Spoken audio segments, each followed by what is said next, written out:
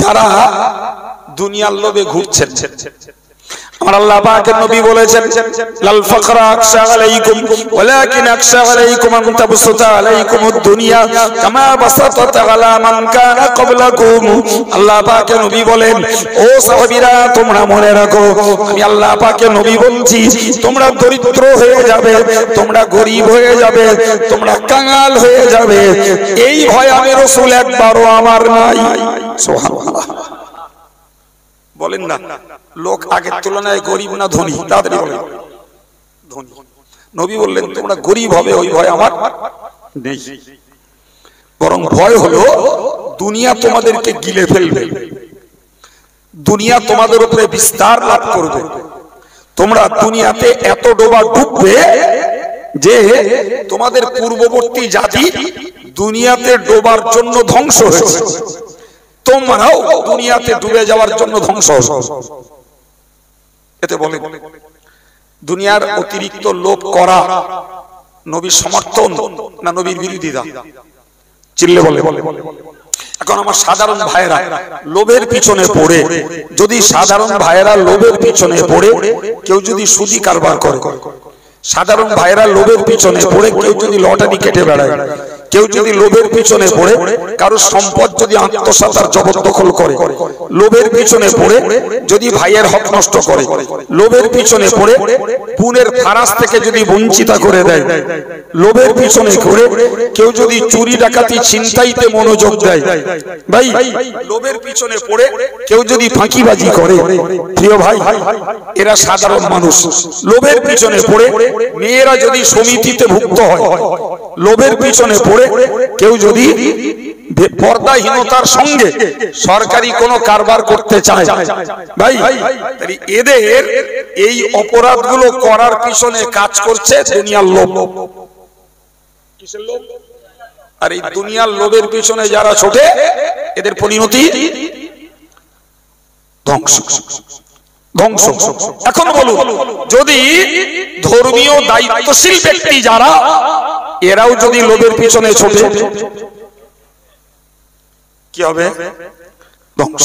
তাহলে আমি মানুষকে বলবো বাবা অতিরিক্ত লোভ করো না, দুনিয়ায় বেশি দিন থাকা হবে না, কোন মুহূর্তে আল্লাহ ডাকবে চলে যেতে হবে, অতএব অতিরিক্ত লোভ করো না। আমি মানুষকে এই ইনস্ট্রাকশন দেব, আমি মানুষকে এই হেদায়েতের বাণী শোনাবো, আর আমি আমার নিজের লোভ সামলাতে পারবো না। এটা কি কখনো জ্ঞানী সমাজে চলতে পারে? তাও চলছে।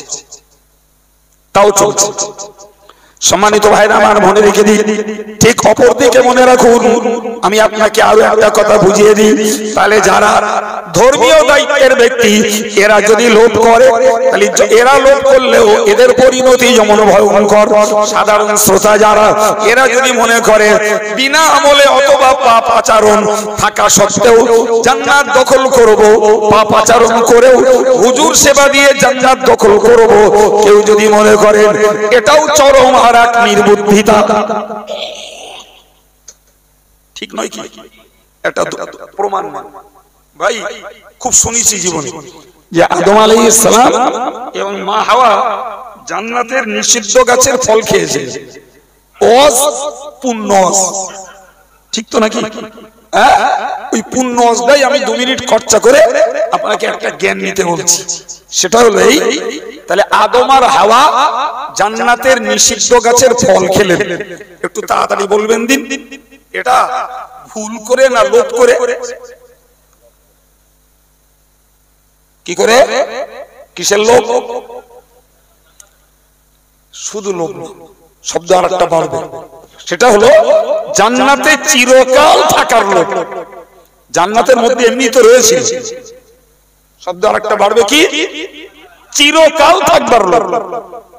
ভাই তাহলে আদম হাওয়া জান্নাতে চিরকাল থাকবার লোভ করলো, আর ওই লোভ পূরণ করতে যেই আল্লাহ যে ওই গাছের ধারে যেতে নিষেধ করেছেন সে কথা আর আমল করা হয়নি, সে গাছের কাছে গিয়ে পড়লেন, ফলও খেয়ে ফেললেন।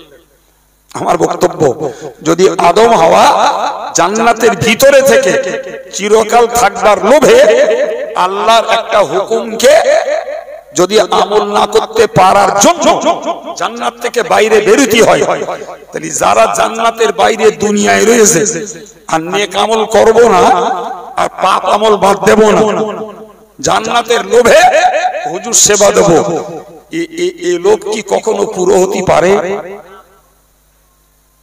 আমি কথা বোঝাতে পেরেছি না বুঝতে পারেন? জি, আদম হাওয়া থেকেও সে লোভ পুরো হলো না, সেই জান্নাত থেকে দুনিয়ায় নামতে হলো। কেন? আল্লাহর হুকুম লঙ্ঘন হয়ে গেছে। এখন যদি সমাজের এক শ্রেণীর মানুষেরা, একদল জোয়ানেরা, এরা যদি মনে করে নামাজ পড়বো না, রোজা রাখবো না, সত্য কথা বলবো না, গান শোনা বাদ দেবো না, জুয়া খেলা বাদ দেবো না, তাস খেলা বাদ দেবো না, মোবাইলের ফ্রি ফায়ার আর পাবজি বাদ দেবো না, মিথ্যাচারিতা বাদ দেবো না, নারীবাজি বাদ দেবো না, শরীয়তের আর 5টা হারাম বিষয়, অথচ হুজুর পেয়ে যত টাকা যায় যাক, হুজুরের চিন্তা বাদ দেবো আর হুজুরের যা চাহিদা টাকা পূরণ করে দেব, এই দুনিয়া থেকে ওই জান্নাতে যাওয়া যাবে বলে মনে হয়? জান্নাতের ভিতরের লোক আল্লাহর হুকুম লঙ্ঘন করে বাইরে বেরিয়ে পড়তে হচ্ছে, আর জান্নাতের বাইরের লোক আল্লাহর হুকুম লঙ্ঘন করে হুজুর সেবা করে জান্নাতে যাবে। এইসব অযৌক্তিক কারবার এখনো কম্পিউটারের যুগে চলে। জি, বাকিরা যারা আমার কথা শুনছেন তাদের ভাবনা চিন্তা, তাদের ভাবনা, তাদের চিন্তা, এর বেশি কিছু বলার আমার নাই। তবে আমি আপনাদেরকে একটা কথা বোঝাই, সেটা হলো এই লোভ যাদেরকে পাকড়াও করেছে, লোভ যাদের পেয়ে বসেছে, ভাই কি পীর, কি পীরজাদা, কি মাওলানা, কি মুফতি, কি সাধারণ মানুষ কিংবা কোন মহিলা, কি মুরিদ, যেই পারে হোক, লোভ যার পেয়ে বসেছে এর পাপে জড়িয়ে পড়া স্বাভাবিক। দেখেন না, আজকের অবাক হতে হয়, আমার জাতি আজকে লোভের জন্য শরীয়তের সীমা ছাড়িয়েছে। লোভের জন্য শরীয়তের সীমা ছাড়িয়েছে না ছাড়াই নাই? জোরে বলে, শুধু লোভ। জি ভাই, লোভের জন্য আজকের মেয়েরা সুদের সঙ্গে বিজড়িত হয়েছে, লোভের জন্যই আজকের মানুষ লটারিতে, লোভের জন্যই মানুষ ফারাস ফাঁকিতে, লোভের জন্যই মানুষ সুদি কারবারে, লোভের জন্যই মানুষ আজকে পরকে ফাঁকি মারছে, লোভের জন্যই লোভ পূরণ করতে যেই আজকের মানুষগুলো ধোঁকাবাজি করে, প্রতারণা করে কারবার করছে, মিথ্যা কথা বলে কারবার করছে। ঠিক নাকি ভুল বলে? আর ওই লোভ পূরণ করতে যেই তার নামাজ পড়ার সময় নেই, ওই লোভ পূরণ করতে যেই রোজা রাখে না, বলে একলা মানুষ খাটতে হয় খুব, ওই জন্য রোজা রাখতে পারি না। এই জবাব কিছু লোকের আছে। জি, ওই লোভ পূরণ করতে যেই প্রচুর মানুষের টাকা আছে এখনো হজ করি, ওই লোভ পূরণ করতে যেই রীতিমতো যাকাত ফরজ হয়েছে হিসাব কষে যাকাত দেয় না। তাহলে দুটো দিক, দুটোই ঘাটতি। একদিকে লোভ পূরণ করতে যে নেকির কাজে ঘাটতি, আর একদিকে লোভ পূরণ করতে যে পাপের কাজে বাড়তি। ঠিক না বল? সেই লোভ, ওই লোভ একই লোভ। সুতরাং লোভটাকে সামলাতে হবে বাবা, লোভ সামলাতে হবে, তা না হলে জি সবাই ধরা পড়বে। লোভের জন্য পীরের পীরিত্ব শেষ, লোভের জন্য আলেমের ইলম শেষ, লোভের জন্য নেতার চরিত্র আর নেতৃত্ব শেষ, লোভের জন্য খুন খারাপি আর মারামারি, ওই লোভের জন্য নামাজ কাজা, লোভের জন্য পাপ আচরণ, ওই লোভ সামলাতে না পারার জন্য আজকের দেশময় চরিত্রহীনতা। প্রিয় ভাইরা আমার, সুতরাং আমার শ্রোতা যারা ভাই কিংবা মা বোন, সকলকে অনুরোধের সঙ্গে বলবো, আমাদেরকে এই লোভ নামীয় বিষাক্ত বিষাক্ত দংশনকারী এই চরিত্রটা থেকে বাঁচতে হবে। লোভ সামলাতে, লোভ সামলাতে না পারলে মহাবিপদ। বিস্তার করে বলবো না, সংক্ষিপ্ত ছোট্ট কথাই বলছি। হযরত পীর কারামত আলী জৌনপুরী রাহিমাহুল্লাহ, তিনি একটা বই লিখেছেন রফিকুস সালেকিন।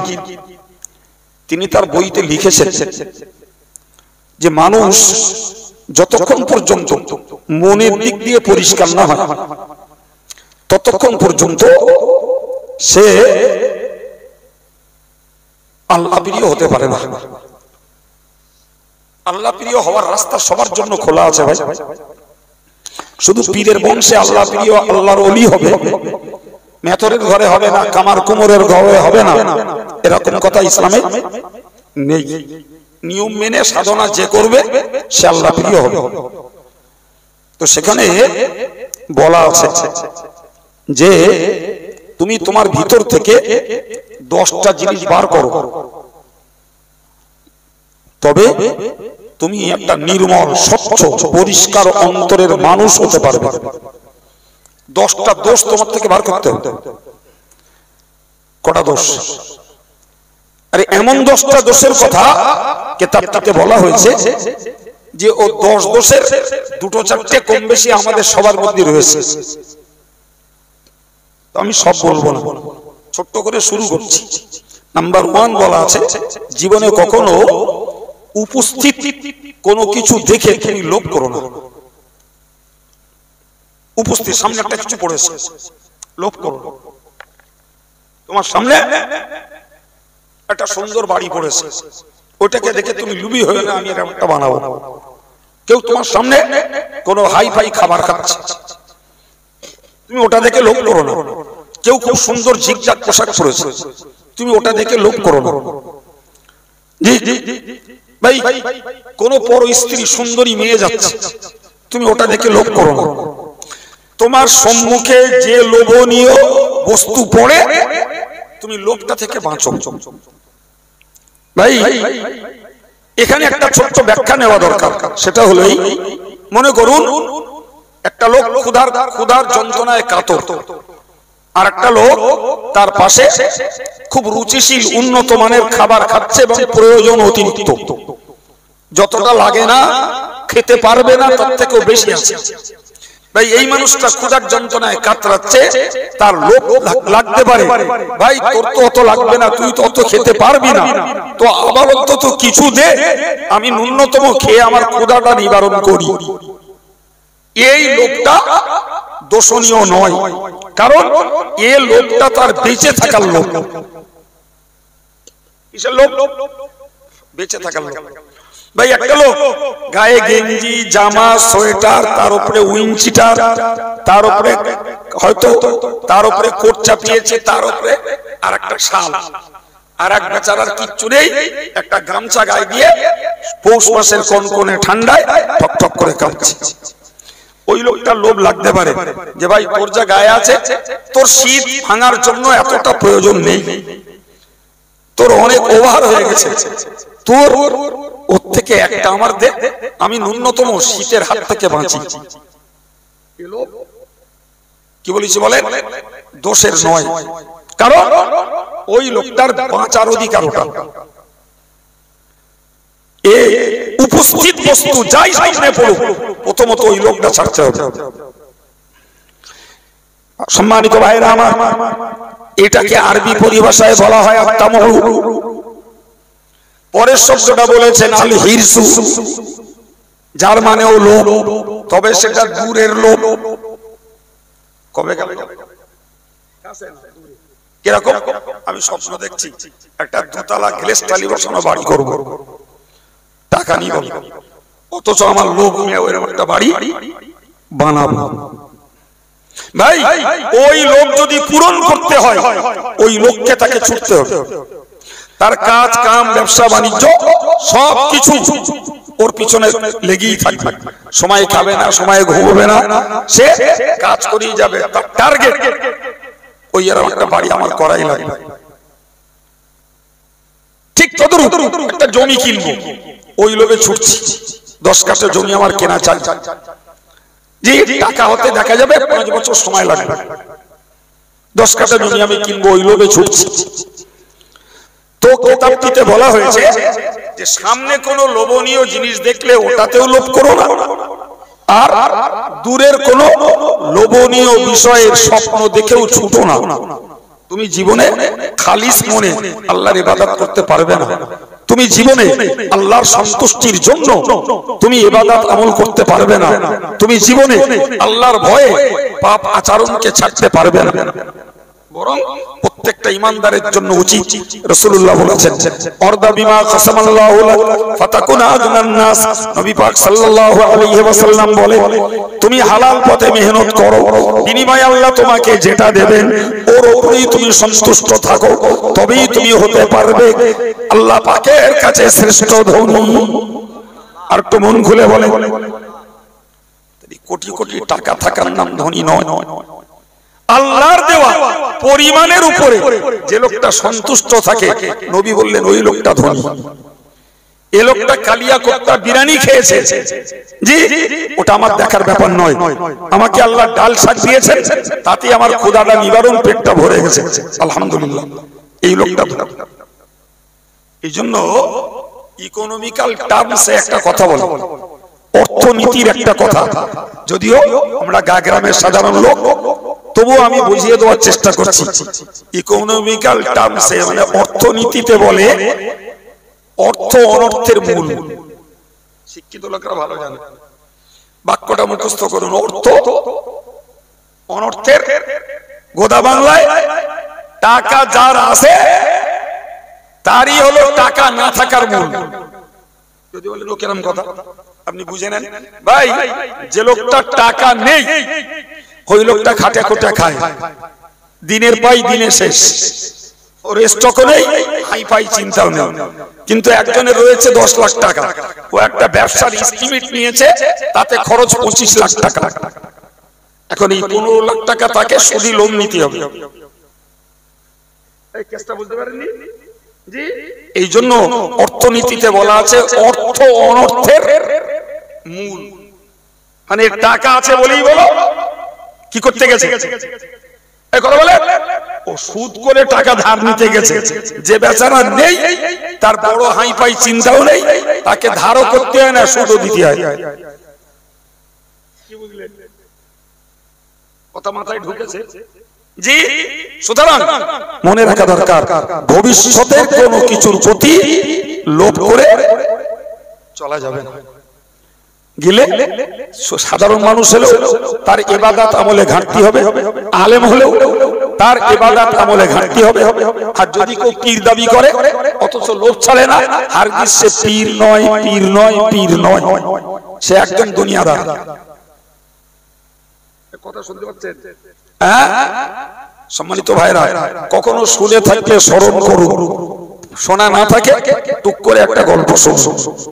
জি, হযরত নবী ঈসা আলাইহিস সালাম কোন একদিন একটা সফরে বার হবে, তো তার একজন উম্মত তাকে বললে হুজুর আমি আপনার সফরের সঙ্গী হব। তো হুজুর বললেন চলো যাবে তো, তবে একটা শর্ত, অতিরিক্ত লোভ যেন করো না। কি করো না? অতিরিক্ত লোভ করো না। প্রিয় ভাই, এখন ওই লোকটা হুজুরের সঙ্গী হয়েছে। অনেক দূর যাওয়ার পরে হুজুর এক জায়গায় বসেছেন, হুজুরের ঝোলা থেকে 3টে রুটি বার করেছে। সংক্ষিপ্ত বলছি, 3টে রুটি বার করে একটা নিজে খেয়েছেন, আর একটা ওই উম্মতকে দিয়েছেন, আর একটা বললেন বাবা এটা তোমার কাছে রেখে দাও। আবার চলতে শুরু করেছে। অনেক দূর যাওয়ার পরে আবার খিদে পেয়েছে। তাহলে বাবা খুব তো খিদে পেয়েছে, তা আমরা তো গন্তব্যে পৌঁছাতে পারলাম না, তো ওই রুটিটা বার করে খেয়ে।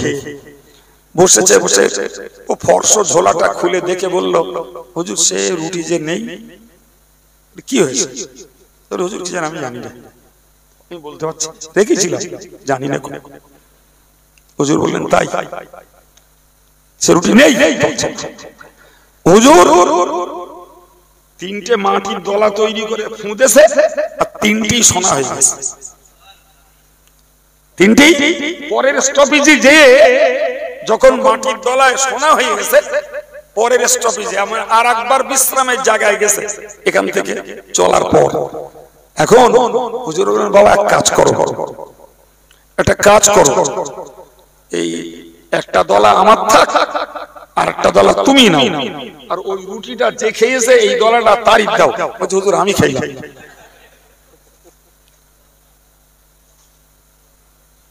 খেল শুরু হয়েছে।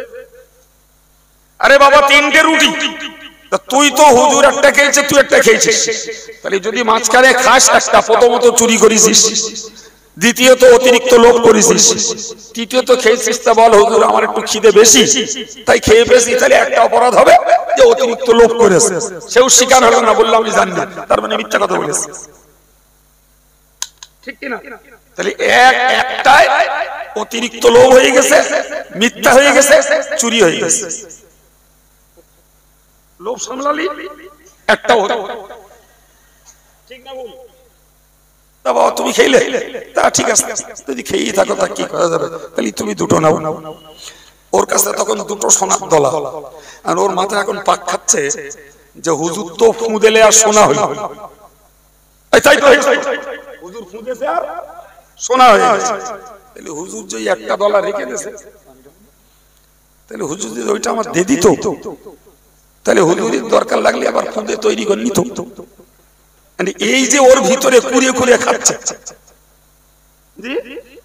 কুড়ে কুড়ে খাচ্ছে ওর মধ্যে, ও শেষ পর্যন্ত ওই আবেগ আর চেপে না রাখতে পেরে হুজুরের কাছে বলি ফেললো, হুজুর আপনি তো হুজুর ফু দিলে সোনা হবে না, যদি সোনার দলাটা আমার দিতেন।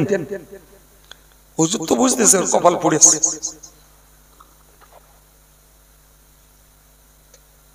পুড়িনি ভাই। তো হুজুর বললেন ঠিক আছে বাবা, সোনার দলা নিলে তুমি খুশি? বলছে সোনার দলা নিস। এরপর ও থলিটি কড়া সোনার দলা তিনটে, ওর দেহ তখন ঠান্ডা আছে, আর তো তখন গরম হয়ে গেছে, ও তখন গরম হয়ে গেছে। দেখবেন সমাজের কিছু মানুষের এই বদ স্বভাব আছে, যতদিন নিজের পায়ে না দাঁড়ায়, যতদিন নিজে প্রতিষ্ঠিত না হতে পারে, তখন হুজুর হুজুর করে। আর যখন দেখা যায় পা শক্ত হয়ে গেছে, লোক আমার চিনে ফেলেছে, আমিও ভালোই দাওয়াত পাচ্ছি, হুজুরিরা তেল বলার দরকার নিকো জি, তখন হুজুরদের শত্রুতার বিরোধিতা শুরু করে। সাধারণ ভাবেও তাই, সমাজের একটা দরিদ্র শ্রেণীর লোক এ যদি কারোর হাত ধরে একটা ব্যবসার পথ দেখে, কারোর হাত ধরে যদি বড় হয়, আস্তে আস্তে নিজের পোশাকটা ঘটিয়ে নেয়, যার হাত ধরে সে ব্যবসার মুখ দেখেছে, রোজগারের মুখ দেখেছে, সমাজে চিহ্নিত হয়েছে, তার আর দাম দেয় না, উল্টো পথে চলে। এদেরকে বলা হয় বিশ্বাসঘাতক। এদেরকে কি বলে? এদেরকে বলা হয় বিশ্বাসঘাতক। সম্মানিত ভাইরা আমার, এখন ওই কপাল পড়া ভক্ত ও তখন তিনটে দলা মনে করছে, তিন দলা আমার পকেটে, এখন আর হুজুর পেছনে ঘুরে লাভ না। তখন হুজুর আমি একটু ব্যস্ত ছিলাম, হুজুর যদি অনুমতি দিতেন তাহলে আমি চলে যেতাম। হুজুর তো বুঝতে পারতেছে তোর কপাল পড়েছে, ঠিক আছে যাও, তোমার দরকার প্রয়োজন চলে যাও। ওর কাছে এখন কটা সোনার দলা, ও যাচ্ছে যেতে যেতে ক্লান্ত হয়ে এক জায়গায় গাছতলায় বসেছে, বসে ঘুমিয়ে পড়েছে। সেই পথে যাচ্ছিল দুই ডাকাত, চোর ডাকাতের কাজ কি, যা পায় কুড়ায়। তো মনে করতে একটা লোক পেয়েছি, দেখ ওর কাছে কিছু আসছে, ও তো একলা, আমরা তো দুজন, দেখ দেখ করে ডেকে তুলে যাই, তোর কাছে ক্যাশ বের কর। তো দেখ ভাই মারিস নে, আমার কাছে তিনটে সোনার দলা আছে, তোরা মারিস নে, একটা দলা তিনজন নেবে।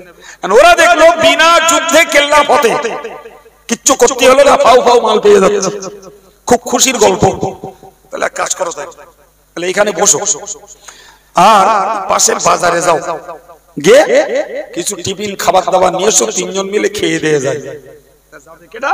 ওই দুই ডাকাতির একটা যাবে, দুই ডাকাতির একজন যাবে, তাইলে আর পালিয়ে যাওয়ার ভয় নয়, দলের একজন এখানে রয়েছে। ও যার যার চিন্তা করেছে খাবার আমি কিনবো, আমি ওখান থেকে খেয়ে আসবো, আর এদের জন্য যেটা আনবো অতি বিষ মিশিয়ে আনবো, এরা যেন খেয়ে মরে যায়। এরা খেয়ে মরে গেলে আমাদের হবে, আমার হবে তিনটে। আর ওরে ছেড়ে নে দে, ওরা দুটো যুক্তি করেছে, ও যেই খাবার নিয়ে আসবে ধুম ধারাক্কা পিটে ওরে মেরেই ফেলবে, তাহলে আমাদের হবে দেড়টা করে, আমাদের কটা করে, যে যা কল্পনায় কাজ করে। কে তাড়াচ্ছে এদের? সেই লোভ। ও যে খাবারে বিষ মিশাচ্ছে তাও 3টে পাওয়ার লোভে, আর এরা যে মারার কল্পনা করছে 1.5টা করে পাওয়ার লোভে, তাই না? জি, ও যথারীতি খেয়ে দিয়ে খাবারে বিষ মিশিয়ে এনেছে, এদের পরিকল্পনা মতো ওরে চাপটা করে ঠেঙিয়েছে, ও গেছে মরে। তাহলে পাওনা এখন এদের 1.5টা করে। তো বলছে সেই তো ও তো বিদায় করে দিলুম, খাবারগুলো নষ্ট না করে দুজন মিলে খেয়ে দিয়ে তাই যাই। দুজন খাবারটা খেলো, সেখানে দিব্যু জায়গায় শেষ, জায়গায় শেষ, পড়ে আছে 3টে সোনার দলা, 3টে লাশ। পরদিন নবী ঈসা আলাইহিস সালাম তার কিছু ভক্তকে নিয়ে ওই পথ দিয়ে আসছিলেন। তারা জানে যে আল্লাহ পাক ঈসা নবীকে এমন মুজিজা দিয়েছেন যে তিনি মরা লোককে দেখে বলতেন, ইয়া মাউতা কুম বিইذনিল্লাহ, হে মুর্দা তুমি আল্লাহর হুকুমে উঠে পড়ো। তো ওরা চিন্তা করলো ব্যাপারটা কি? হযরত নবী ঈসাকে বললে, হুজুর ব্যাপারটা কি? বলছে কিচ্ছু ব্যাপার না, এই 3টে সোনার দলা হলো লোভ, আর এই 3টে লাশ হলো লোভের পরিণতি। ওরা অতটুকুতে সন্তুষ্ট। ওরা বলছে হুজুর এদের ডেকে তোলেন। বুঝতে পারেননি? জানে তো হুজুর ডাকলে উঠবে। কারণ হযরত নবী ঈসা তাদেরকে অর্ডার করলেন, তারা উঠে পড়লো। ঘটনাটা টু দি পয়েন্ট সব ওদেরকে সাক্ষী রেখে হযরত ঈসা নবী আলাইহিস সালাম শুনিয়ে দিলেন। কিছু বোঝা গেছে আমার? এবার বলে অতিরিক্ত লোভ করার জায়গা আছে? এই ঘটনা বসিরাট হুজুরও লিখেছেন, তবে হুজুর যেটা লিখেছেন বসিরাট হুজুর, তাতে আরো 2-1টা বার্তা কথা আছে, তবে সার কথা হলো এই। এবার বলে অতিরিক্ত লোভ কেউ করুক, পরিণতি ভালো না খারাপ? আমি ছোটবেলায় আমার দাদিমার কাছে শুনতুম, দাদিমা একাধবার শুনেছি যে লোভে পাপ, পাপে মৃত্যু। কেমন কথা? ডাগর হয়ে বুঝেছি লোভে পাপ হয়, তবে মৃত্যু মানে শুধু মৃত্যু না, লোভের পিছনে পড়লে মৃত্যুর আর এক নাম ধ্বংস। আর এক নাম, সম্মানিত ভাইরা আমার, ভালো করে মনে রাখুন। তাহলে যদি আল্লাহ প্রিয় বান্দা হতে হয়, আল্লাহ প্রিয় আলেম যদি হতে হয়, আল্লাহ প্রিয় যদি হুজুর হতে হয়, আল্লাহর কাছে যদি প্রিয়তা কাউকে অর্জন করতে হয়, তাহলে নিশ্চিত করে মনে রাখা দরকার আমাদের জীবন থেকে লোভটাকে ছাড়া লাগবে। বাবা, বাঁচার অধিকার যতটুকু, ততটুকু প্রয়োজন, ততটুকু গ্রহণ করব। অতিরিক্ত লোভ যদি করতে যাই, নিশ্চিত করে মনে রেখে দিন একদিন না একদিন এর কুফলে ধ্বংসের পরিণতি কপালে নেমে আসবে। এখন মনে করেন যে দুনিয়ায় ধ্বংস হলো না কেউ, যে এটুকু শুনেছেন না শোনেননি যে কিয়ামতের দিনে গরিব মানুষগুলো ধনীদের 500 বছর আগে জান্নাতে যাবে। হ্যাঁ না বলেন, শুনেছেন? শুনেছেন? তাহলে এ থেকে প্রমাণ হয় যে দুনিয়ার কষ্ট গরিবদের, দুনিয়ার কষ্ট আর দুনিয়ার আরাম ধনীদের, ঠিক কিনা? জি। তো যারা 60 বছরের অন্যায় আরাম দুনিয়াতে করুক আর ন্যায় ভাবে আরাম করুক, এর বলো ওই ফুটন্ত সূর্যের নিচেই কিয়ামতের দিনে হিসাব দেওয়া লাগবে। আমারও দিতে হবে, আর গরিবেরও হিসাব দিতে হবে। তো গরিবের পয়সা কম, জি, তার হিসাব টুক করে হয়ে যাবে, টুক করে জান্নাতে চলে যাবে। বড় লোকের টাকা বেশি, হিসাবও তার বেশি কিনা? এখন বলে দুনিয়ার 60 বছরের কষ্টের তুলনা পরকালের ওই হাসরের দিনের 500 বছরের কষ্ট যদি পেতে হয়, জি, তাহলে ভাবনাটা দুনিয়ার আরামের তুলনায় 500 বছর কষ্ট থেকে কি করে বাঁচা যায়, ওই ভাবনাটা ছিল একজন ধার্মিকের ভাবনা, ঠিক কিনা? কিন্তু ওই ভাবনা শেষ হচ্ছে সব লোভে, সব লোভে। সম্মানিত ভাইরা আমার, হযরত কাবে আহবার রাদিয়াল্লাহু আনহুর কাছে হযরত ওমর ফারুক রাদিয়াল্লাহু আনহু জিজ্ঞাসা করেছিলেন, মান আরবাবুল ইলম, হুজুর একটু বলেন না আলেম নামের উপযুক্ত ব্যক্তি কে, আলেম কাকে বলে? হযরত কাবে আহবার বলেছিলেন, আল্লাযীনা ইয়ামালুনা বিমা ইয়ালামুন। ওগো ওমর, তুমি মনে রাখো, আলেম হলো ওই লোকটাই যে লোকটা যতটা ইলম অর্জন করেছে ততটা আমল করে। আর একটু জোরে বলেন। তাহলে যতটা ইলম অর্জন করেছে ততটা আমল করে। হযরত কাব কিন্তু বলেননি যে বুখারী শরীফ পড়েছে সেইটি আলেম, যে মুফতি হয়েছে সেইটি আলেম, কিংবা যে লোকটা মুহাদ্দিস হয়েছে ওই লোকটা আলেম, যে লোকটা কোরআনের তাফসীর করতে পারে ওই লোকটা আলেম। না না, এ কথা বলা নাই। বলা হয়েছে যিনি যতটা জ্ঞান অর্জন করেছেন সে জ্ঞান অর্জন আপনি কোন আমলওয়ালা মানুষের সঙ্গ লাভ করে অর্জন করেন, কাছাকাছি থেকে থেকে থেকে থেকে জ্ঞান লাভ করেন, কিংবা এরকম মজলিসে বসে জ্ঞান লাভ করেন, অথবা নিজে বই পুস্তক পড়ে পড়ে জ্ঞান লাভ করেন। জীবনে যে জ্ঞানটাই লাভ হয়েছে ওই জ্ঞানটাকে যে বা যারা আমলে পরিণত করে ওই লোকটাই হলো আল্লাহর কাছে আলেম। ওই লোকটাই আল্লাহর কাছে আলেম। এটা প্রথম কথা। হযরত ওমরের প্রথম প্রশ্নের উত্তর যে আলেম কাকে বলে, কাবে আহবার বললেন যে যতটা জ্ঞান অর্জন করেছে ততটা আমল করে ওই লোকটা আলেম। সুবহানাল্লাহ বলবেন না? তাহলে সেখানে আব্দুল কাইয়ুমও আলেম হতে পারে, রজব আলীও আলেম হতে পারে, আর আমার শ্রোতা ভাইরা এরাও আলেম হতে পারে, আর ওই মায়েরা এরাও আলেমা হতে হ্যাঁ না বলে। তাহলে আল্লাহর কাছে শুধু ডিগ্রির নাম আলেম নয়, আল্লাহর কাছে আলেম হলো আমলের নাম।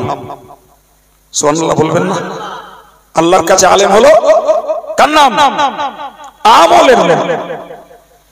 সম্মানিত ভাইরা আমার, ফের হযরত ওমর ফারুক রাদিয়াল্লাহু আনহু আবার জিজ্ঞাসা করলেন, হুজুর একটু বলবেন ফামা আখরাজাল ইলমা মিন কুলুবিল উলামা।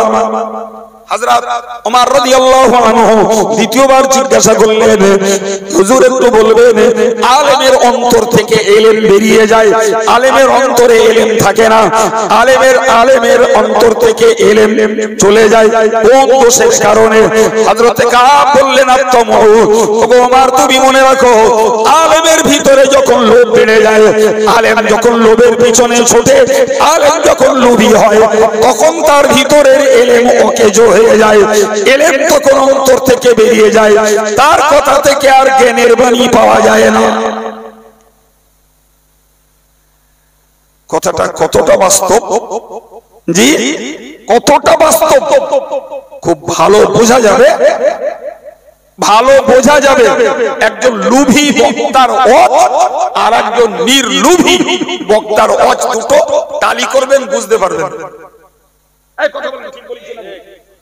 একজন লুভী বক্তার ওয়াজ আর একজন নির্লুভী বক্তার ওয়াজ, দুটোকে টালি করবেন বুঝতে পারবেন যে কার ওয়াজের ভিতরে কতটা ইলমের কথা আছে আর কার ওয়াজের ভিতরে টাইম পাস করার কথা কতটা আছে।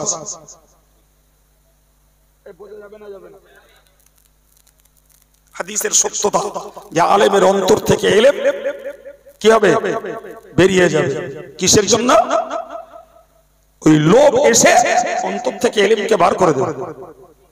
ভাই, শুধু অন্তর থেকে ইলম বার করবে না, লোভ অন্তর থেকে আল্লাহর প্রেম, নবীর প্রেম বার করে দেবে।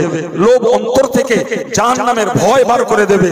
লোভ অন্তর থেকে জান্নাতের আকাঙ্ক্ষা বার করে দেবে। সবগুলোকে বিদায় করে ওই লোভ একমাত্র তার অন্তরে জায়গা দখল করবে। ভাই, এই যা কিছু ঘটছে সবের কেন্দ্রবিন্দু হলো ভাই অতিরিক্ত লোভ। এটা আমাদের ছাড়া লাগবে, এটা ছাড়া লাগবে। আমি বার্তা কথা আর বলছি, মনে রাখুন ইসলাম ধর্মের মূল হলো অন্তরটাকে পরিষ্কার করা। কি বলেছি বলে? এটাই মূল। নামাজ, রোজা, হজ, যাকাত, জিকির, তাসবিহ, সাদকা, ফিতরা, কুরবানি বাপ মার ভক্তি শ্রদ্ধা, বড়কে সম্মান, ছোটকে স্নেহ, একে অপরের হক আদায়, যাই করি না কেন এই সব কিছুর মূল হলো কি বলেছি বলে অন্তর পরিষ্কার। আল্লাহ পাকের কোরআন জানিয়েছে ইয়াউমা লা ইয়ানফাউ মালুন ওয়ালা বানুন ইল্লা মান আতাল্লাহ বিকলবিন সালিম। আল্লাহ পাক কোরআন শরীফে বলেন তোমরা স্মরণ করো ওই দিনটাকে, লা ইয়ানফাউ মালুন ওয়ালা বানুন, যেদিন তোমার টাকা পয়সা, যেদিন তোমার যোগ্য সন্তান সন্ততি এরা কেউ তোমার উপকারে আসবে না। টাকা তোমার উপকারে আসবে না, বেটা বেটি তোমার উপকারে আসবে না, বেটা বেটিও নয়, টাকা পয়সা নয়, তোমার ব্যাংক ব্যালেন্স নয়, তোমার অ্যাসেট নয়, তোমার স্টকিস টাকা কিছু নয়, এবং তোমার বিএমএ পাস করা বেটা বেটি, তোমার অগ্নিধারা যোগ্য ছেলে মেয়ে এরা কেউ উপকারে আসবে না। ইল্লা বানাতাল্লাহ বিকলবিন সালিম, তবে কেবলমাত্র উপকৃত হবে ওই লোকটা যে লোকটা একটা রোগ মুক্ত অন্তর নিয়ে, নিরোগ একটা অন্তর নিয়ে আল্লাহর কাছে যেতে পারবে, ওই লোকটাই সেদিন উপকৃত হবে। আর একটু জোরে বলে, একটা নিরোগ মন নিয়ে যেতে হবে। জি, মাথায় যন্ত্রণা হয়, পেটে বেদনা হয়, পায়ে ব্যথা হয়, এগুলো আমাদের এক এক অঙ্গের এক এক রোগ, ঠিক কিনা বলে? অন্তরের রোগ এ জাতীয় কিছু না। অন্তরের রোগ হলো হিংসা, অন্তরের রোগ হলো অহংকার, অন্তরের রোগ হলো অন্যায় কাজে জেদ, অন্তরের রোগ হলো দুনিয়ার প্রতি অতিরিক্ত লোভ, অন্তরের রোগ হলো পরের ভালো দেখতে না পারার বদ স্বভাব। এখন আমার দিলে যদি থাকে তাহলে আমার অন্তর অপরিষ্কার, আপনার মনে যদি থাকে তাহলে আপনার দিল অপরিষ্কার। জি, ইমাম সাহেবের মনের মধ্যে যদি থাকে তার দিল অপরিষ্কার। যিনি পীর সেজেছেন তার মনে যদি এই নোংরা জঞ্জালগুলো থাকে তাহলে তার দিলও বলেন অথচ আল্লাহর কোরআন বলছে তুমি নীরব অন্তর নিয়ে কিয়ামতের দিনে এসো। কি বুঝলেন? কি নিয়ে যেতে বললেন? নীরব অন্তর। আর যেগুলো বললাম এগুলো কি অন্তরের রোগ। কি বলেছি? হিংসা, অহংকার, দুনিয়ার প্রতি যে অতিরিক্ত লোভ, জি, পরশ্রী কাতরতা, পরের ভালো দেখলেই কষ্ট হয়। এরকম লোক আছে না? নেই? বিরাট আছে। আরে বাবা, তুমি পরের এতে কেন এ করছো? তোমার দরকার লাগে তুমি মালিকের কাছে চাও, ওকে যিনি দিয়েছেন তিনি তোমায় দেবেন, তুমি লোকের প্রতি হিংসা করছো। এই বুদ্ধিটাও আমাদের নেই। এই দুনিয়ার জীবন ধারণ ভাগ বটোয়ারা করে কে বাবা? জোরে বলে। কোরআনের বক্তব্য তাই, নাহনু কাসামনা বাইনাহুম মাঈশাতাহুম ফিল হায়াতিদ দুনিয়া ওয়া রাফা'না বা'দাহুম ফাওকা বা'দ। আমি আল্লাহ পাক দুনিয়ার জীবন ধারণের ব্যবস্থাপনাকে ভাগ করি। সুবহানাল্লাহ বলবেন। কারে টাকা দেবো, কারে দেব না, কারে লেখাপড়া শেখাবো, কারে শিখতে দেবো না, কাকে রুগী বানাবো, কারে ডাক্তার বানাবো, কারে ধনী বানাবো, কারে গরিব করে রাখবো, কিংবা কারে মোটা তাজা বানাবো, কারে শুষ্ক হালকা পাতলা বানাবো, কার কালো বানাবো, কারে সাদা বানাবো, জি, কারে লম্বা বানাবো, কারে বেড়ে বানাবো, এসব ভাগ কার? চিল্লে বলুন কার? তাহলে যদি কোনটার প্রতি তোমার লোভ হয় তুমি ওই আল্লাহর কাছে যাও, ভাগ তিনি করেছেন। কিন্তু তুমি যদি কারোর প্রতি হিংসা করো তাহলে সেই হিংসা তো করা পড়বে মূলত আল্লাহর ভাগের উপর। এইটুকু প্রচুর মুসলমান বোঝেন। শাশুড়ি যায় হিংসা, শাশুড়ি বৌমাতে হিংসা, ভাই ভাই হিংসা, মৌলবি হিংসা, পীরে হিংসা, পীরে মৌলবিতে হিংসা, বলে সম ব্যবসায়ী দুটো হিংসা আছে না? কত মারাত্মক গোড়ার ভুল। ভাগ করেছে আল্লাহ, তা আমি ওর উপরে হিংসা করবো কেন? আমার যদি লাগে আমি আল্লাহরে বলি, আল্লাহ তুমি ওরে দেশো আমারও দাও। আল্লাহ দিতে পারে না? তাহলে আমার চাওয়ার দরকার, তার জন্য আমার প্রয়োজনীয় মেহনত দেওয়া দরকার। কিন্তু এই জাতির এমন কপাল পড়া না, এরা ওই হিংসা করে জাহান্নামে যাবে, তবে আল্লাহ যেটা দেশে ও শুকরিয়া আদায় করবে না। হিংসা করে জাহান্নামে যাবে। কিন্তু আল্লাহ বললেন বান্দা তোর বেশি দরকার তো শোন, লাইন শাকারতুম লা আযীদান্নাকুম, আমি যা দিয়েছি তোর তুই ওতে শুকরিয়া আদায় কর, জি আমি তোরে আরো বেশি করে দেব। মন খুলে বলে।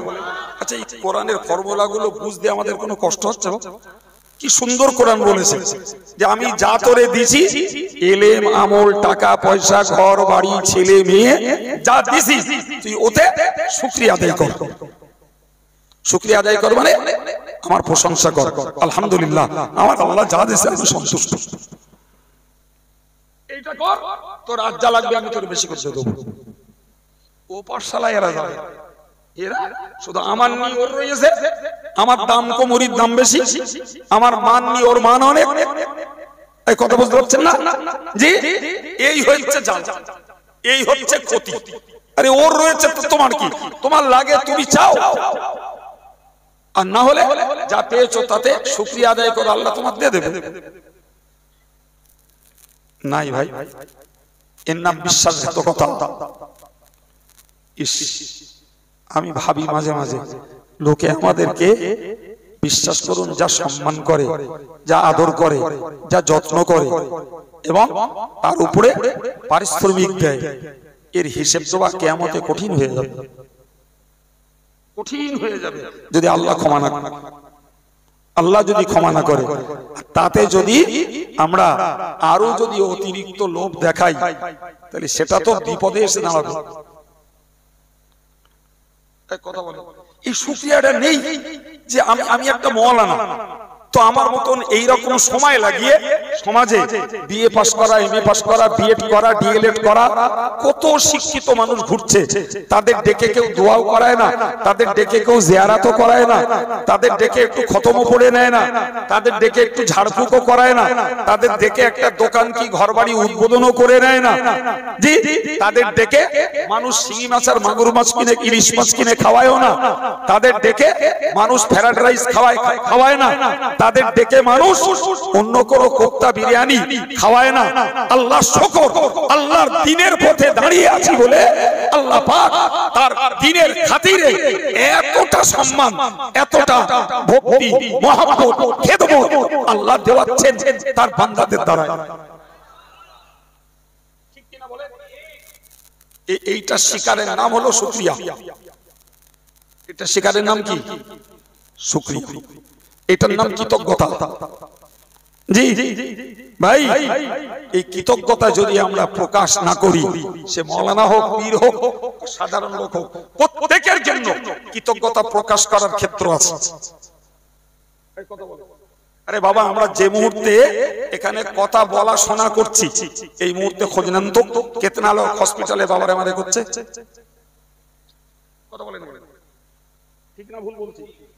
আমরা এই মুহূর্তে যখন এখানে বসে কোরআন হাদিসের কথা শুনে নিজেদের একটা মন তৈরি করছি, দুটো জ্ঞান লাভ করছি, দুটো সওয়াব পাচ্ছি, এই মুহূর্তে এই গ্রামেরই কত লোক শুয়ে ঘুমাচ্ছে।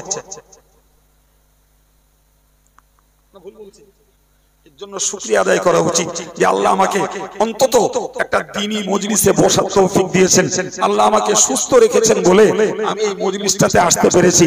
আমি আব্দুল কাইয়ুম, আল্লাহ আমাকে এই কথাগুলো যোগাচ্ছেন বলে আমি দুটো কথা বলতে পারছি। জি, আল্লাহ যদি আমার কথা না যোগাতেন আমার পক্ষে হয়তো এখান থেকে অপদস্থ হয়ে ফিরে যেতেও হতে পারে। প্রত্যেকটা ক্ষেত্রে কি সাধারণ লোক, কি আলেম, কি পীর সাহেব, আর কি জওয়ান যুবক, সকলের জন্য শুকরিয়া আদায় করার ক্ষেত্র আছে। বাবা আমরা করি না, আমরা করি না। ভুল বলছি মনে হচ্ছে? এই কথা বলেন না কেন? হযরত ইমাম আযম আবু হানিফা হুজুরকে জিজ্ঞাসা করা হলো, হুজুর আপনি এত জ্ঞানের অধিকারী কি করে হলেন? কি করে হলেন? হুজুর বললেন, আমি প্রথমত জ্ঞান সন্ধানের জন্য চেষ্টা করেছি, কোরআন হাদিসকে নিয়ে রিসার্চ করেছি। আল্লাহ পাক যখন আমাকে একটা জ্ঞান দিয়েছেন, আমি আল্লাহর শুকরিয়া আদায় করে বলেছি আলহামদুলিল্লাহ। কি বলেছেন? আলহামদুলিল্লাহ। জি, সমস্ত প্রশংসা কার? আল্লাহর। তো আল্লাহ পাক যে কোরআনে বলেছেন যে তোমরা আমার গুণ গাও, তোমরা আমার প্রশংসা করো, আমি আল্লাহ তোমাদের জন্য আমার নিয়ামতকে বাড়িয়ে দেব। আমি যেই একটা জ্ঞান পেয়েছি আর আলহামদুলিল্লাহ বলেছি, ফের আবার আল্লাহ আমাকে আবার একটা নতুন বিষয়ের জ্ঞান দিয়েছেন। আশ্চর্য বললে এইভাবেই আল্লাহ পাক আমাকে এত জ্ঞান দান করেছেন, শুধু তার গুণ গেয়েছি, তার প্রশংসা করেছি, তার বিনিময়ে আল্লাহ আমাকে এই নিয়ামত দান করেছেন। কি বুঝলেন ভাই? কি বুঝলেন? এই শুকরিয়া আদায়।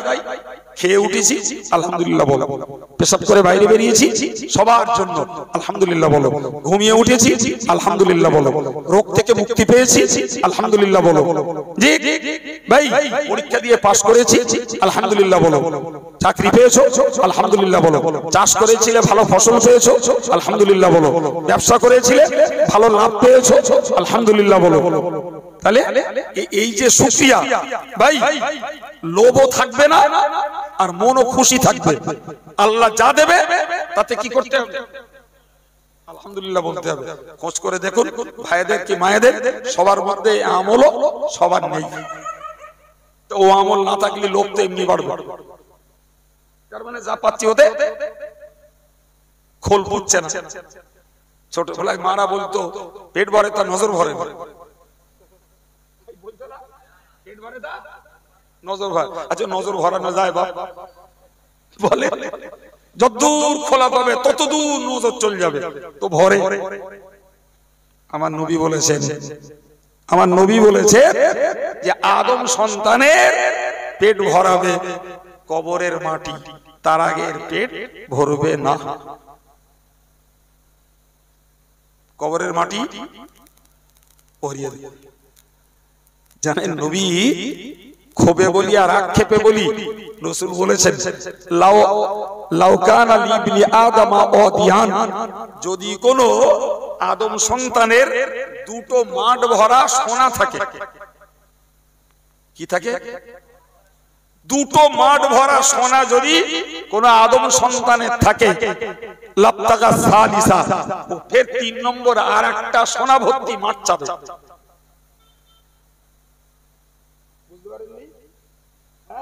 আমাদের গাগেরামের মেয়েরা বলে যার পুরি যত খায় তার পুরি তত নাটায়। কথাগুলো বেকার না বলো, কথাগুলো বেকার নয়। কোন কালে কারা বলেছিল আল্লাহ ভালো জানে, কিন্তু বাস্তবের সঙ্গে এর মিল আছে, বাস্তবের সঙ্গে এর মিল আছে। জি ভাই, কেউ দুটো কাঁচা ছোলা আর এক ঢোক পানি এই দিয়ে ইফতার করে নিচ্ছে, আর কেউ 17 রকমের খাবার দিয়ে ইফতার করতেছে। বলতেছে যদি একটু হালিম হইতো তাহলে আর একটু ভালো হতো। ভুল বলছি মনে হচ্ছে? হ্যাঁ, ও যে বেটা দুটো কাঁচা ছোলা কি দুটো এক মুঠো শুকনো মুড়ি উতি তার হয়ে গেল, কোথায় হালিম আর কোথায় গোশতের চপ ওর কোনো খোঁজ নেই বলো। কিন্তু যার সামনে 17 রকম রয়েছে ও এখন হালিম খুঁজতেছে। যদি হালিমটা থাকে তখন হয়তো ফলুদা খুঁজবে। সুতরাং ওই যে কথা, যার পুরি যত খায়, কিন্তু ইসলামের ফর্মুলা তুমি অতিরিক্ত লোভ করতে যেও না, যেটা পেয়েছো অতি শুকরিয়া আদায় তোমার লাগে আল্লাহ দেবে, লোকের হিংসা করতে যেও। জি, তো আমাদের সমাজ ব্যবস্থায় দেখছি আমরা একদল লোক ঠিক ইসলামের বিপরীত উল্টো পথেরই চরিত্রে হয়ে দাঁড়িয়েছি। জি, শেষ বেলায় আরেকটা হাদিস বলে শেষ করে দিচ্ছি। জি ভাই, বুখারী শরীফের হাদিসে এসেছে বনি ইসরাইল জাতির 3টে লোক। একটা লোকের গায়ে কুষ্ঠ রোগ। কি রোগ? মানে গোটা গায়ে ঘা।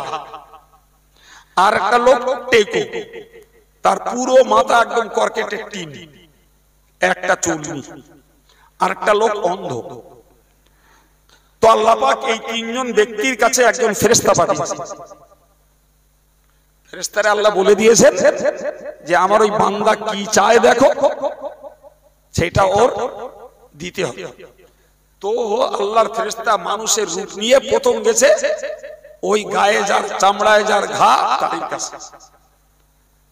জি জানেন তো আমি সময় খাওয়ানো ওয়াজ করি না, এই ওয়াজ যদি আমি এখন ঠিক জাপটা করে করি 8 ঘন্টা খানে সময় লাগবে, আমি 5 মিনিটে করে দিচ্ছি। 8 ঘন্টায় যা বলবে 5 মিনিটে তাই পাওয়া যাবে। জি এখন এই লোকটা যে ওই টাক পড়াই কুষ্ঠ রোগীর বাড়ি গেছে, গিয়ে বললে ভাই তোমার তো দেখছি সারা গায়ে ঘা, তো তোমার কিছু চাহিদা আছে, কিছু মনে চায়, কিছু নেবে? তো ভাই আমার তেমন কিছু মনে চাই নাই, আমার এই গায়ের ঘাড়াই হচ্ছে আমার সব থেকে বেশি মনের কষ্ট। আমি সমাজে উঠতে পারি না, লোকজনের কাছে যেতে পারি না, মানুষ আমাকে অচ্যুত মনে করে, এই আমার কষ্ট। আমার এই গায়ের ঘাড়া যদি ভালো হয়ে যেত আমি জীবনে খুব খুশি হতাম। তো ও তো আল্লাহর খেলা। জি ফেরেশতা আল্লাহর কাছে দোয়া করলেন, মুহূর্তের ভিতরে ওই লোকটার গায়ের ঘা সেখানেই সুস্থ হয়ে গেল, সুন্দর চকচকে চামড়া গায়ে গজিয়ে উঠল, কোনো ঘা নেই। সে লোক যেমন খুশি, তার উপরে আবার এই লোকটা আগন্তুক, এই ফকির বেশি লোকটা বলছে ভাই তোমার আর কিছু চাই? ও তখন সুযোগ পেয়ে বলছে এত বড় উপকার পেয়েছে, এখন আরেকটা বলি। হচ্ছে হুজুর আমার একটা যদি উট দিতেন, উট, তাহলে আমি উটটা পেলে পুষে আমার সংসারটা চালাতে পারতাম। তো আল্লাহ ফেরেশতা আল্লাহর কাছে দোয়া করলেন, মুহূর্তের ভিতরে আল্লাহ পাক সেখানে একটা উটনি দিলেন, একটা মেয়ে উট দিলেন। কি উট? মেয়ে উট, তাও গাভী। কিছুদিনের মধ্যে বাচ্চা হলো, পর পর পর পর পর পর এবার সে বিশাল সম্পদের মালিক চলে এলেন। এই ফেরেশতা গেলেন টেকোর কাছে, টেকরে যে বললে ভাই তোমার কিছু চাহিদা? টেকো বললো ভাই আমার অন্য কোনো চাহিদা নেই, এই যে মাথায় চুল নেই, এই হচ্ছে আমার সব থেকে মনের কষ্ট। আমার লোকে আমার ঠাট্টা করে, বিদ্রুপ করে, আমি কোথাও যেতে পারি না, বাইরে বেরোতে পারি না। তো বলি তোমার মাথায় চুল ওঠে, তাহলে আমি খুব খুশি, আর কোনো আমার কিছু চাই না। বলে তাই? তো ফেরেশতা একটু ফুঁক মেরে দিলেন, তার গোটা মাথায় কালো মিশমিশে চুল ভর্তি হয়ে গেল। বললেন ভাই তোমার কিছু আর দরকার আছে? তো বললো যদি আমার একটা গরু দিতেন, আমি ওই গরুটা পেলে পুষে আমার সংসার চালাতে পারতাম। ফেরেশতা তারে দিলেন একটা মেয়ে গরু, গাভী। গেছে অন্ধের কাছে, অন্ধের কাছে বললে ভাই তোমার কোনো কষ্ট? বলছে না আলহামদুলিল্লাহ আমার এমনি কোনো কষ্ট নেই, তবে একটা মনের স্বাদ আছে, আমার চোখটা অন্ধ, শুনেছি আল্লাহ দুনিয়া বিশাল দুনিয়া, তা আমি জীবনে দেখতে পারলাম না, এটাই আমার মনের কষ্ট। তাহলে চোখ ভালো হয়ে গেলে তুমি খুশি? বলে তো ফেরেশতা চোখে হাত বুলিয়ে দিলেন, চোখ সুন্দর দৃষ্টিশক্তি ফিরে পেল। তো বললো ভাই তোমার আর কিছু? তোছে না আমার চোখ ভালো হয়ে গেছে, আর কিছু আমার দরকার নেই। তোছে না বলো। তো যদি আপনি আমার জন্য কিছু দিতে চান, আমার একটা ছাগলের বাচ্চা দিলে আমি খুশি। বোঝা গেল? তিনটি দেশে তারা সেইগুলো নিয়ে পালন করতে করতে করতে করতে বিশাল সম্পদের মালিক। উটের পালও বেড়েছে, গরুর পালও বেড়েছে, ছাগলের পালও বেড়েছে। আল্লাহ বললেন এবার ফেরেশতাকে যাও আমার ওই 3 বান্দার পরীক্ষা করে এসো। সম্মানিত ভাইরা আমার, আল্লাহর ফেরেশতা প্রথম গেল কুষ্ঠ রোগীর বাড়ি। যে সম্পূর্ণ ভিখারি সেজে, ফকির সেজে বলল ও আল্লাহর বান্দা আমি বড় ক্ষুধার্ত, আমি ভিখারি পথচারী, আমায় কিছু একটু দান করো। সেই কুষ্ঠ ব্যাধিগ্রস্ত লোক বলল না না, দান করতে পারবো না, দান দেব না, তুমি চলে যাও, অন্যত্র দেখো। এই আল্লাহর ফেরেশতা ফকির লোকটাকে বলল ভাই আমাকে হাঁকিয়ে দেবেন না, তাড়িয়ে দেবেন না, একটু মনে করে দেখুন আমার মতো একজন, আপনার সারা গায়ে ছিল কুষ্ঠ ব্যাধি, আমার মতো কোন ব্যক্তির দোয়ায় আল্লাহ আপনার সুন্দর চামড়া দিয়েছেন, এবং আমার মতো কোন ব্যক্তির দোয়ায় আপনি একটা উট পেয়েছিলেন, তারপর থেকে আপনার এত উন্নতি। লোকটা রেগে আগুনে বললে মিথ্যাবাদী, আমার জীবনে কখনো ঘাও হয়নি, আর এই যে সম্পদ এসব আমার পিতৃ সম্পদ, রায়ত সম্পদ। নাউজুবিল্লাহ। আমার আল্লাহর ফেরেশতা আল্লাহর কাছে বললেন আল্লাহ তোমার বান্দা তোমার নাশুকরি করেছে, তোমার বিশ্বাসঘাতকতা করেছে, আল্লাহ তোমার বান্দা তোমার কৃতজ্ঞতা প্রকাশ করিনি, ফলে তোমার বিচার তুমি করো। মুহূর্তের ভিতরে কোথাও তার বিশাল সহায় সম্পদ, আর কোথাও তার সুন্দর চকচকে লাবণ্যময় চেহারা, সব কিছু উধাও, গোটা গায়ে ঘা ভর্তি। এও হাদিস পাকে এসেছে, তাও বুখারী শরীফ। কি বুঝলেন জি ভাই? ফকির সাহেব এবার গিয়ে হাজির কার কাছে? টাকপড়ার কাছে। টাকটাকড়ার কাছে যে যথারীতি ভিক্ষা চেয়েছে, টাকপড়াও এরকম গরম দেখিয়েছে। আমার মাথায় জন্মগত চুল, জীবনে আমার টাক পড়িনি কোনোদিন, তুমি অপমানকর কথা বলছো, তোমার শাস্তির ব্যবস্থা করব। খুব গরম দেখা। ফেরেশতা আল্লাহর কাছে বললেন, আল্লাহ তোমার এই বান্দাও নাশকরি করেছে, এরও তুমি পূর্ব হালে ফিরিয়ে দাও। কোথায় গরু আর কোথায় মাথার চুল, যে টেকো সেই টেকো, যে নি সেই নি।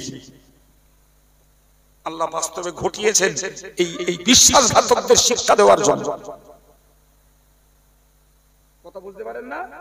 যারা শুকরিয়া আদায় করে না, তাদের শিক্ষা দেওয়ার জন্য আল্লাহ ঘটিয়েছেন।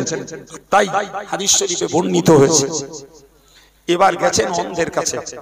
অন্ধের যে বললে, বাবা আমি পথচারী ভিখারি, আমি বড় ক্ষুধার্ত, আমায় কিছু দান করো। বাস অন্ধ একদম আনন্দে আত্মহারা, বললে ভাই এই যা আছে ছাগল পালটাল সব নিয়ে চলে যাও। কি বললে? সব নিয়ে চলে যাও। তো বলছে না ভাই আমার অত লাগবে না, অল্প। বলছে না। অন্ধ বলল, আল্লাহর বান্দা আপনার মতো একজন দরিদ্র, আপনার মতো একজন ভিক্ষুক বেশি মানুষ একটা সময় এসেছিল, আমি চোখে দেখতে পেতাম না, অন্ধ ছিলাম। ওই লোকটার দোয়ার ওসিলায় আল্লাহ আমার দৃষ্টিশক্তি ফিরিয়ে দিয়েছেন, এবং ওই লোকটি আমার জন্য দোয়া করেছিলেন। আল্লাহ আমাকে একটা ছাগলের বাচ্চা দিয়েছিলেন। সেইখান থেকে পুষতে পুষতে আজকে আমার এত সম্পদ হয়েছে।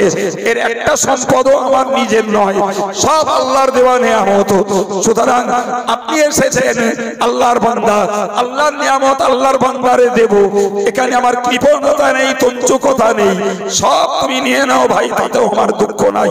আল্লাহর ফেরেশতা আল্লাহর কাছে দোয়া চাইলেন, আল্লাহ তোমার বান্দা তোমার শুকরিয়া আদায় করেছে, তোমার কৃতজ্ঞতা প্রকাশ করেছে, তার নিয়ামতকে তুমি বহাল রেখে দাও। কিছু শিখতে পারলাম বাবা। একদিনের জন্য আব্দুল কাইয়ুমের টাইম পাস করা ভাবলে হবে না। এমন জিনিস এগুলো সারা জীবন মনে রেখে সারা জীবন কাজে লাগানো যাবে। জি ভাই কুটুম বাড়ি গেল, খাদ পেলেন, দা দেশে আলহামদুলিল্লাহ, বাড়ি এসে এত টাকা খরচা করলে একটু খাসির গোশত দিলেন, তুমি না শকর, তুমি না শকর। তোমার বলা উচিত ছিল আলহামদুলিল্লাহ, আল্লাহ যা নসিবে জুটিয়েছেন খোদার শুকরিয়া। কথা বলে খানা বাড়ি খাচ্ছে, বদনাম দিন দিন যাচ্ছে, খাদ্য পারবে না, দাওয়াত করল কি জন্য? কেডা বলল দাওয়াত করতে? মিথ্যা কথা বলছি। ইস, এখন শুকরিয়া আদায় করলে না, সে লোকটা তো ইচ্ছা করেছে মেহমানদের খাওয়াবে, তাই হতে পারে গোশতটা চিট হয়ে গেছে, হতে পারে হয়তো শেষের দিকে দুটো কম হয়েছে, হতে পারে না, হতেই পারে। জি বলা উচিত ছিল তো যে আন্দাজের কাজ, কিছু কম হতেও পারে, কি করা যাবে। এ শুকরিয়ার লোক কম, ভাব শুকরিয়ার লোক কম। জি যে বর্তমান সময়ে কারুর কাছ থেকে দিনের পক্ষে কথা শোনার জন্য আগে হয় অর্থ চুক্তি, তারপরে তার আশার প্রতিশ্রুতি।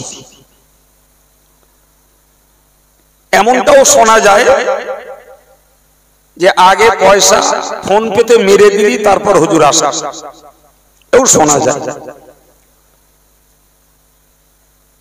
তো যারা এ জাতীয় দাবি করেন আর এ জাতীয় দাবিকে যারা মেনে নেয়, নিশ্চয়ই অপরাধ এক পক্ষের না, এক পক্ষের অপরাধ। এক পক্ষের অপরাধ বললে পক্ষপাতিত্ব করা হল, অপরাধ উভয় পক্ষে। কোরআন শরীফে আল্লাহ বলেছেন, ইত্তাবিউ মান লা ইয়াসআলুকুম আজরা। আল্লাহ বলেন যারা তোমাদের কাছে পারিশ্রমিক চায় না তোমরা তাদের তাবেদারি করো। সুবহানাল্লাহ বলো, আর একটু জোর করে বলো। আবার বলছি, কোরআন শরীফের ইয়াসিন শরীফের দ্বিতীয় রুকু বা চেনার জন্য সহজ বলছি, একদম 22 পারার শেষ অংশ। কোরআনে বলেন আল্লাহ, ইত্তাবিউ মান লা ইয়াসআলুকুম আজরা, তোমরা তাদের অনুসরণ করো, তাদের মেনে চলো যারা তোমাদের কাছে পারিশ্রমিক চায়। ওহুম মুহতাদুন, এবং তারাই হলো প্রকৃত হেদায়েত প্রাপ্ত। এই আয়াত থেকে পরিষ্কার প্রমাণিত হয় যে আল্লাহ একদিকে সাধারণ লোকদেরকে বলেছেন যে দিনের জন্য যারা অর্থ চুক্তি করে তোমরা তাদেরকে অনুসরণ করো না, এটি কোরআনের নির্দেশ। আর যে লোকগুলো এই দিনের জন্য পয়সা চুক্তি করে না তারাই হলো প্রকৃত হেদায়েত প্রাপ্ত। তো এটা গেল সাধারণ মানুষদের পদ্ধতি। এ পদ্ধতি থেকে প্রমাণ করো কি, যে যারা দিনের জন্য অর্থ সম্পদ চুক্তি করে তোমরা তাদের পিছনে চলো। এখন যদি আমি কোরআনের ফর্মুলাকে ভাইলেট করে তাদের পিছনে যদি চলি, তাহলে একটা পার্সেন্টেজ দায়িত্ব পড়লো তাদের উপর, ঠিক নয়? অন্য আয়াতে আল্লাহ বলেছেন, কুল্লা আসআলুকুম আলাইহি আজরা ইন আজরিয়া ইল্লা আলা রাব্বিল আলামিন। আল্লাহ পাক সমস্ত নবীদেরকে এই ট্রেনিং দিয়েছেন, তোমরা বলো তোমাদের উম্মতদেরকে, লা আসআলুকুম আলাইহি আজরা, আমরা যে দ্বীনের খিদমত করছি, দ্বীনের দাওয়াত দিচ্ছি, এ ব্যাপারে তোমাদের কাছে কোনো পারিশ্রমিক আমরা চাইবো না। সুবহানাল্লাহ। কাদেরকে বলছেন? সে যুগে তো আলম ছিল, নবীদের ডিউটি ছিল মানুষদেরকে দ্বীনের দাওয়াত দেওয়া। আল্লাহ তাদেরকে বলেন, কুল, তুমি বলো, লা আসআলুকুম আলাইহি আজরা, আমরা এই দ্বীন প্রচারের জন্য তোমাদের কাছে কোনো বদলা চাইবো না, কোনো বিনিময়, কোনো পারিশ্রমিক, কোনো মজুরি। তাহলে এই ডিউটিটা হওয়া দরকার ছিল নবী আদর্শের দায়িত্ব পালনকারী ওলামা সমাজের। নাকি কথা বোঝাতে পারছি কিছু? তাহলে এখানে দুটো গোষ্ঠী, একটা গোষ্ঠী হলো বক্তা আর একটা গোষ্ঠী হলো, একটা গোষ্ঠী হলো দাওয়াত করা লোক আর একটা গোষ্ঠী হলো নিমন্ত্রণ নেওয়া লোক। তো সেই নিমন্ত্রণ নেওয়া লোকদেরকে ওই জ্ঞানটা নিতে হবে যে আল্লাহ তার নবীদেরকে বলেছেন, তোমরা জনগণকে বলো দ্বীন প্রচারের কাজে আমরা তোমাদের কাছে পারিশ্রমিক চাইবো না।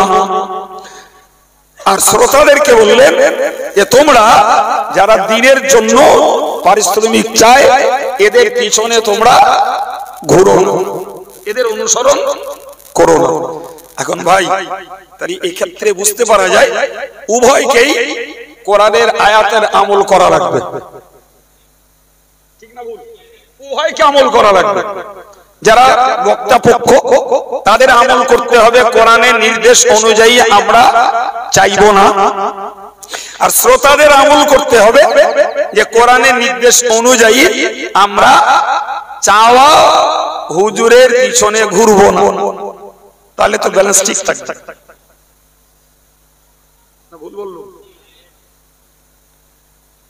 এখন প্রশ্ন হলো, এ সর্বনাশ কেন? এই ঘাটতি ত্রুটি কেন? এবার একটু ঠান্ডা মাথায় কথা কিছু নিতে হবে ভাই। যারা বক্তা পক্ষ তারা একটা পারিশ্রমিক চুক্তি করছেন, তাহলে বলতে পারা যায় এটা তাদের দুনিয়াবি লোভ, বরং অতিরিক্ত লোভ। কারণ জনসমাজ কিন্তু বক্তাদের একটা হাদিয়া নজরানা দেয়। কিসের জন্য? তারা গাড়ির তেল পড়াবে, তারা রাত জাগবে, তারা ড্রাইভারের বেতন দেবে, গাড়ির মেইনটেনেন্স করবে, পথের খরচ লাগতে পারে। আমরা যখন তাদেরকে ডাকছি, তাহলে আমাদের বিবেচনা ভিত্তিক তাদের একটা পারিশ্রমিক আমাদের দেওয়া উচিত। ঠিক না বলুন? ঠিক। সম্মানিত ভাইরা, এখন এর পরে যদি আরো কিছু ডিমান্ড থাকে তাহলে বলা যায় এটা অতিরিক্ত লোভ। যেটা কর্তৃপক্ষরা বিবেচনা ভিত্তিক দেয় সেটা হলো তার পাওনা অধিকার, কথা বলেন। আর যেটা এর পরে ডিমান্ড করা হয় সেটা লোভ বা অতিরিক্ত লোভ, ঠিক নয় কি? এটা একটা। এখন শ্রোতা পক্ষে এই ডিমান্ডফুল চুক্তি ভিত্তিক যারা দ্বীনের দাওয়াত নেন, এদের নেয়ার পিছনে এদের কারণটা কি? এর রহস্য আছে। কি বলেছি বুঝতে পারেন? যারা কর্তৃপক্ষের চাহিদার ঊর্ধ্বে ডিমান্ড করছে তাদেরটা বুঝলাম লোভ বা অতিরিক্ত লোভ, ঠিক না? কিন্তু যারা নিচ্ছে এদের নেয়ার পিছনে কারণটা কি? এরও তো একটা রহস্য থাকতে হবে। এদের তো টাকা খরচা হচ্ছে, এরপরেও তারা সেটাকে অ্যাকসেপ্ট করছে কেন? কারণটা কোথায়? ভাই খুব স্বাভাবিক, সাধারণ কারণ যদি বোঝা যায় তাহলে যারা চুক্তি করে না এদেরও পেট আছে, এদেরও স্ত্রী আছে, এদেরও গাড়ি আছে, এদেরও বাড়ি আছে, এদেরও লোক লস্কর আছে, তাহলে দুনিয়ার দৃষ্টিতে তার যদি দরকার হয় এরও দরকার নাকি? ঠিক না? তাহলে এরপরেও এদেরকে যারা চুক্তি করে না তারা পায় না, যারা করা পায় তারা পায়। এর পিছনে দেয় বা কেন এরা? সম্মানিত ভাইরা আমার, কিছু মানুষের ভাবনা চিন্তা এমন আছে, সেটা হলো যে আমরা যদি হুজুর ভক্তি করি, হুজুর যাতে খুশি সেই কাজ যদি করি, তাহলে ধর্মকর্ম করার ব্যাপারে যদি কিছু ঘাটতি ত্রুটি থাকে তাহলে বাকিটা মেকআপ দেবে হুজুর। আর যদি অন্যায় ত্রুটি বিচ্যুতি কিছু ঘটে যায় সেটাও হুজুর সামলে দেবে। ওটা ওই হুজুররা পারবে না যারা চুক্তি করে না বা যাদের পিছনে কোনো স্ট্যাম্প নেই, এরা পারবে না।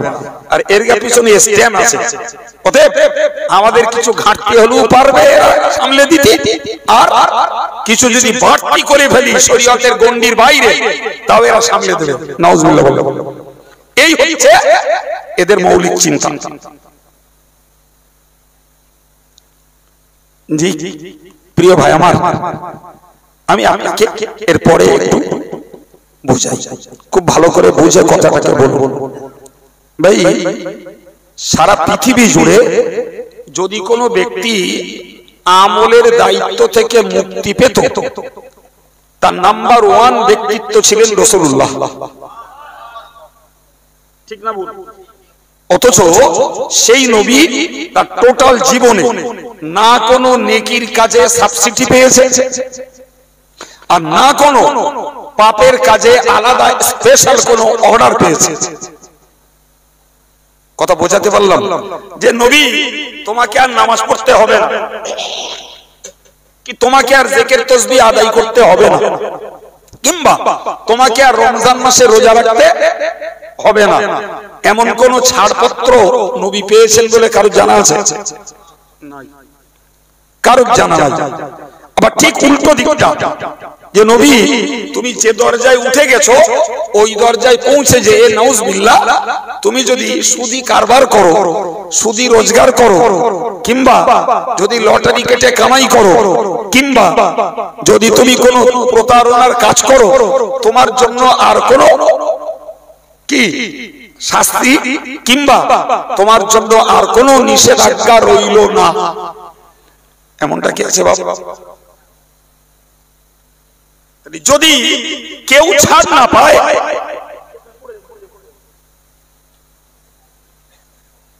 কেউ যদি ছাড় না পায় তাহলে নবী পেতেন। হযরত বড় পীর সাহেব কেবলা রাহমাতুল্লাহ আলাইহি তিনি ওজিফা করছেন। কি করছেন বলেছি? ওজিফা করছেন। আল্লাহ পাকের ধ্যানে মশগুল। ইন দি মিন টাইমে তার উপরে একটা আলো পড়ছে, একটা জ্যোতি বিচ্ছুরিত হচ্ছে, আর ওই সঙ্গে কানে আওয়াজ আসছে, এ আব্দুল কাদের, আমি আল্লাহ তোমার জন্য সমস্ত ইবাদতকে মওকুফ করে দিলাম আর হারামগুলোকে হালাল করে দিলাম। উনি পড়লেন লা হাওলা ওয়ালা কুওয়াতা ইল্লা বিল্লাহিল আলিয়্যিল আযীম। আওয়াজ বন্ধ হলো, আলোটাও নিভে গেল। পরক্ষণেই কে যেন একজন সালাম দিলেন, হুজুর তার জবাব দিলেন না। তাহলে হুজুর আমি সালাম দিলাম, আপনি তো জবাব দিলেন না। তিনি বললেন তুই তো ইবলিস, তোর সালামের কি জবাব দেব? সুবহানাল্লাহ। বড় পেশাব কেবলাকে ইবলিস তখন বলল, হুজুর আল্লাহ আপনাকে ইলম দিয়েছেন, ইলমের জোরে আপনি বেঁচে গেলেন। কিসের জোরে? ইলমের জোরে বেঁচে গেলেন। তা না হলে আমি এক পদ্ধতিতে আরো 69 জনকে আল্লাহর ওলি তারা তাদেরকে বেঈমান বানিয়ে তাই এলাম। আমার ইচ্ছা ছিল আপনাকে দিয়ে 70 পড়াবো, কিন্তু আপনার মধ্যে ইলম ছিল তাই বেঁচে গেলেন। বড় বিশ্বাস করা, মুখের কথা মুখে থাকতে থাকতে পাল্টা বললেন, এই ইবলিস আমি আমার ইলমের জোরে বাঁচিনি, আল্লাহ বাঁচিয়ে দিয়েছেন তাই বেঁচে গেছি। কি বুঝলেন? আমি আপনাকে বোঝাতে চাইছি ওই কথাটা যে যদি ইবাদতে আমলে কারোর যদি ছাড় হতো তাহলে সেটা পেতেন রাসূলুল্লাহ। ইবাদত আমলে যদি কোনো উম্মতের ছাড় হতো তাহলে সেটা পেতেন বড় পিসাব কেবলা। শরীয়তের অন্যায় কাজের কেউ যদি অনুমতি পেত তাহলে সেটাও পাওয়ার যোগ্য ব্যক্তিত্ব ছিলেন রাসূলুল্লাহ। যদি শরীয়তের অন্যায় কাজের অনুমতি কেউ পেতেন তাহলে সেটা বড় পিসাব কেবলা পাওয়ার মতন যোগ্য ছিলেন, ঠিক নয় কি? কিন্তু রাসূল করিম সাল্লাল্লাহু আলাইহি ওয়াসাল্লাম তার জীবন সন্ধ্যাতে তিনি হযরত আলী আর হযরত আব্বাস রাদিয়াল্লাহু আনহুর দুই কাঁধে দুটো হাত দিয়ে পা তিনি তুলে ফেলতে পারছিলেন না। আমাদের দেশের কথায় বলে নিতড়ে যাওয়া, পা নিতড়ে যাচ্ছিল। ওই অবস্থায় তিনি জমাতে যেয়ে নামাজ পড়েছেন। রাসূল যখন মরণ শয্যায়, হযরত আম্মা জান আয়েশা সিদ্দিকা রাদিয়াল্লাহু আনহা কামরায় তার বুকের উপরে মাথা দেওয়া। আয়েশার ভাই হযরত আব্দুর রহমান এসেছেন একটা মেসওয়াক হাতে নিয়ে। সহিহ বুখারীর হাদিসে এসেছে রাসূল করিম সাল্লাল্লাহু আলাইহি ওয়াসাল্লাম ওই অবস্থায় ইশারা করলেন। হযরত আম্মা জান আয়েশা বললেন, আমি বুঝলাম রাসূলুল্লাহ মেসওয়াকটা চাইছেন। আমি মেসওয়াকটা নিলাম এবং একটা দিক একটু নরম করে দিলাম। মরণ শয্যায়, মৃত্যু শয্যায় তার জীবনের শেষ আমল রাসূল মেসওয়াক করে মেসওয়াকটা হাত থেকে পড়ে গেল অথবা কেউ নিয়ে নিলেন, রাসূল ইন্তেকাল করলেন। এখন বলেন তাহলে রাসূলের জীবন সন্ধ্যাতেও তার আমলের কোন সুযোগ, ছাড়, শিথিলতা ছিল? বাবা ছিল কি? মোটেই না। সম্মানিত ভাইরা আমার, মনে রেখে দিন, ওই নবী সাল্লাল্লাহু আলাইহি ওয়াসাল্লাম তার নিজের কলিজার টুকরি কন্যা ফাতেমাকে বলেছিলেন, ইয়া ফাতেমা বিনতু মুহাম্মাদিন ওয়া ইয়া সুফিয়াতু আম্মাতু মুহাম্মাদিন। হে মুহাম্মাদের কন্যা ফাতেমা, ওগো মুহাম্মাদের ফুফু সুফিয়া, ইতিয়া ইয়াউমাল কিয়ামাতি বিআমালিকুমা, কিয়ামতের মহাময়দানে তোমাদের আমলগুলোকে নিয়ে তোমরা আমার কাছে কিয়ামতের ময়দানে হাজির হও। ফা ইন্নী লা উগনি আনকুম মিনাল্লাহি শাইআ, আমি মুহাম্মাদুর রাসূলুল্লাহ কিয়ামতের মহাময়দানে ও ফাতেমা তোমার আব্বা বলে, ওগো সুফিয়া তোমার ভাইপো বলে কোনো উপকার করতে পারবো না। উপকার যদি পাও তোমরা তোমাদের আমলের বিনিময়ে আল্লাহর রহমত পেতে পারো। এরা কারা? ফাতেমা নবী পরিবারের শ্রেষ্ঠ সদস্য। আমল ছাড়া তার রেহাই নেই। এখন যদি আমার দেশের কোনো মাথা মোটা লোক মনে করে যে আমলে যদি ঘাটতি থাকে আর পাপ আচরণ যদি কিছু করেও বসি আর যদি একটা দামি হুজুর যদি পুষি অতি রেহাই পেয়ে যাব, তাহলে নিশ্চিত এটা ইসলামী বিধানের ভিন্ন আরেকটা মন গড়া চিন্তা। এই কথা বলছেন না, ঠিক না ভুল? তা না হলে আমল থেকে ছাড় পাননি রাসূল, আমল থেকে ছাড় পাননি সাহাবায়ে কেরাম, আমল থেকে ছাড় পাননি আহলে বায়াতের সদস্য হযরত আম্মা জান ফাতেমা। এরপরে কে আছে?